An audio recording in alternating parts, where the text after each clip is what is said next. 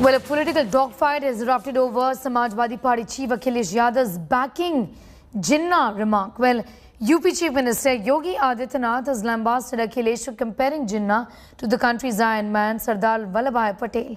He said that Samajwadi Party's chief's Taliban mindset has been exposed. He's also demanded an apology from the former Chief Minister of UP.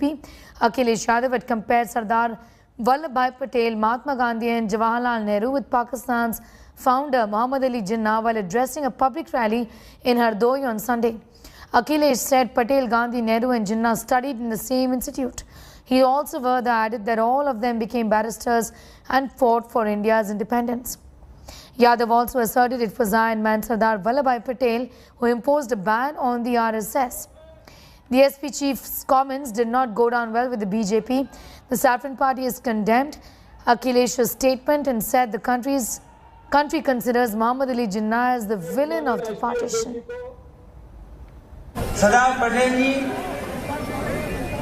राष्ट्रपिता महात्मा गांधी, जवाहरलाल नेहरू, जिन्ना एक ही संस्था में पढ़ करके barrister बन करके आए थे।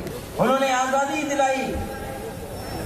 उन्हें किसी भी तरीके से किसी का भी संघर्ष करना पड़ा होगा तो वो पीछे नहीं हटे। एक विचारधारा जिस पे पाबंदी लगाई, अगर किसी ने पाबंदी लगाई थी तो लोग और सरदार पटेल जी ने उस विचारधारा पर पाबंदी लगाने का काम किया। भाइयों बहनों, ये वक्तव्य अत्यंत शर्मनाक है।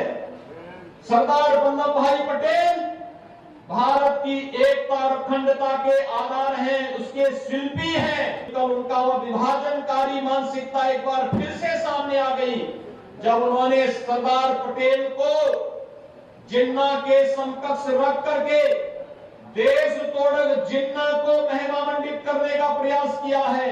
मुझे लगता है भारत की जनता इस विभाजनकारी मानसिकता को कभी स्वीकार नहीं करेगी और उत्तर प्रदेश की जनता को हरगिज स्वीकार नहीं करेगी। उन्होंने न केवल मोहम्मद अली जिन्ना का नाम लेकर के देश के विभाजन के समय जो करोड़ों की संख्या में लोगों को आज बलिदान हुआ है उनके बलिदान का अनादर किया है, बल्कि तुष्टीकरण की घटिया राजनीति के कारण से भारत रत्न लौह पुरुष सरदार वल्लभ भाई पटेल का भी अपमान किया है।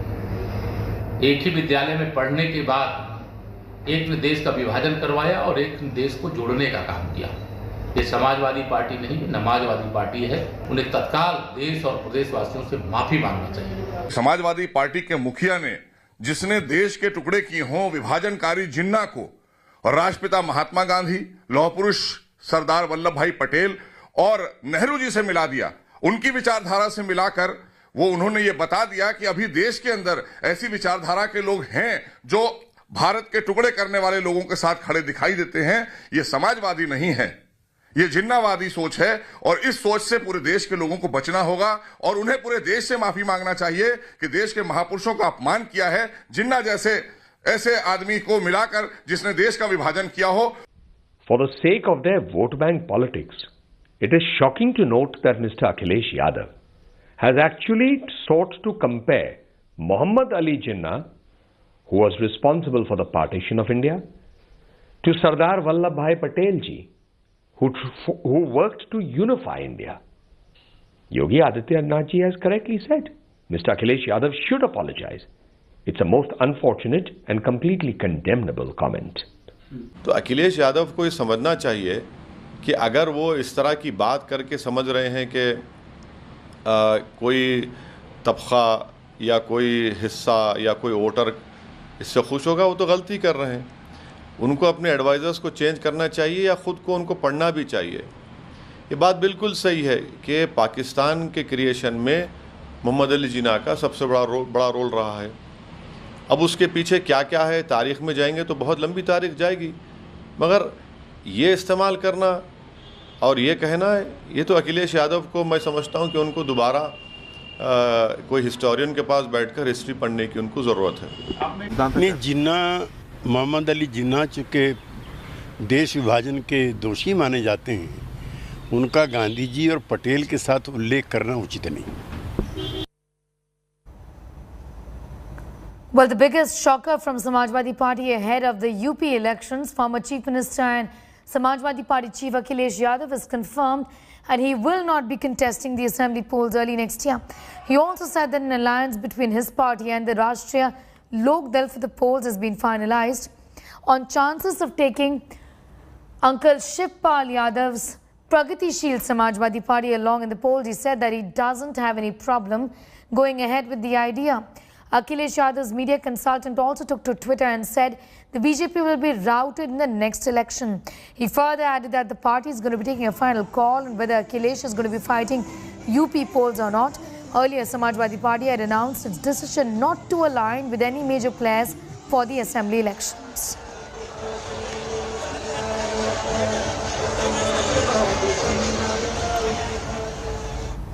Now, in a fresh attack at the centre of farmer leader Rakesh Tikait warns of another tractor rally in the national capital. Tikait has taken to Twitter and said that the central government has time till the 26th of November, and after that, farmers will reach the movement sites around Delhi on tractors from villages and strengthen the tents along the borders with solid fortifications. 26th of November will mark 1 year of the ongoing farmers' protest at Delhi's borders of Singhu, Tikri and Ghazipur. The latest warning by Tikait comes just after he said that an attempt was made to forcibly remove the protesters from the borders, and farmers would gherao police stations as well as district magistrate offices across the country. किसानों की इज्जत करनी चाहिए, किसानों के साथ हम पूरी ताकत के साथ खड़े हैं, लेकिन देश के अंदर कानून का राज है। कानून हाथ में लेने की इजाज़त किसी को नहीं दी जा सकती। 1 साल गुजर गया, पूरी बरसात, पूरी सर्दी, पूरी गर्मी उनके ऊपर गुजर गई और प्रधानमंत्री कोई तवज्जो नहीं दे रहे, उनके पास नहीं जा रहे, उनकी समस्याओं का समाधान नहीं कर रहे।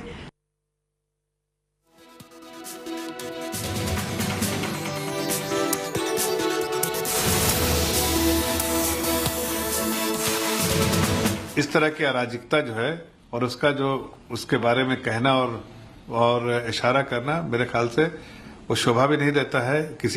अगर वो किसान के रिप्रेजेंटेटिव हैं तो शोभा नहीं देता है। उनको राजनीति से परे होके अपने किसान होने का जो है ज्यादा परिचय देना चाहिए, किसान होने का परिचय देना चाहिए, ना कि किसी राजनीतिक पार्टियों का मोहरा बन के उनके भाषाओं का इस्तेमाल करना चाहिए।